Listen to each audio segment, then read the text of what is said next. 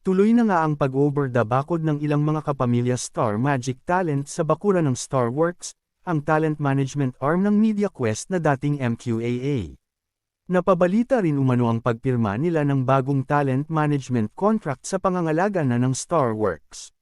Susundan na nila ang kilala at magaling na star builder na si Johnny Manahan o Mr.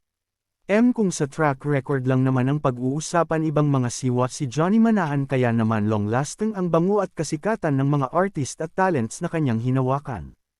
May mga nakahanda na at nakalinya umanong mga projects ito sa Kapatid Network at lalabas na rin sa mga bago at dekalibreng mga programa ng TV5. Matatagal at naging loyal ang mga ito sa ABS-CBN at Star Magic at hindi nila ito iniwan simula nawalan ng prangkisa at nitong nagdaang pandemya.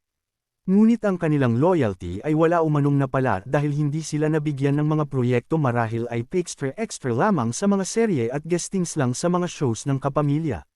Naburo sila ng ilang taon at nagising sa katotohanang kailangang kumayad para sa ikabubuhay nila at maging sa kanilang pamilya. Kaya marahil ay naiisip rin ng mga ito ang kasalukuyang estadong pinansyal ng ABS-CBN dahil nahaharap ito sa malaking pagkakautang at pagkalugi bunsod ng sigalot at tensyon sa pamilya Lopez. Tila nagbago na ang ihip ng hangin sa nagbabagong panahon at mas matimbang na ngayon ang kabuhayan over loyalty. Tuloy na nga ang pag-over the bakod ng ilang mga kapamilya Star Magic talent sa bakuran ng Starworks, ang talent management arm ng MediaQuest na dating MQAA. Napabalita rin umano ang pagpirma nila ng bagong talent management contract sa pangangalaga na ng Starworks. Susundan na nila ang kilala at magaling na star builder na si Johnny Manahan o Mr. M. Kung sa track record lang naman ang pag-uusapan ibang mga siwa si Johnny Manahan kaya naman long-lasting ang bango at kasikatan ng mga artist at talents na kanyang hinawakan. May mga nakahanda na at nakalinya umanong mga projects ito sa Kapatid Network at lalabas na rin sa mga bago at dekalibreng mga programa ng TV5. Matatagal at naging loyal ang mga ito sa ABS-CBN at Star Magic at hindi nila ito iniwan simula nawalan ng prangkisa at nitong nagdaang pandemya.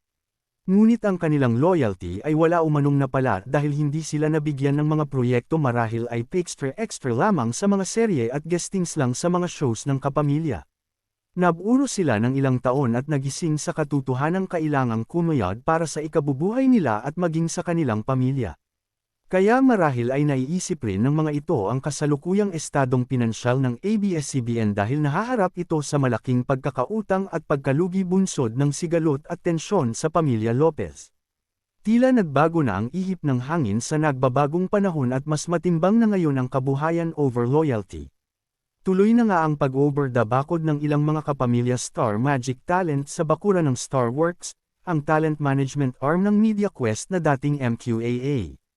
Napabalita rin umano ang pagpirma nila ng bagong talent management contract sa pangangalaga na ng Starworks.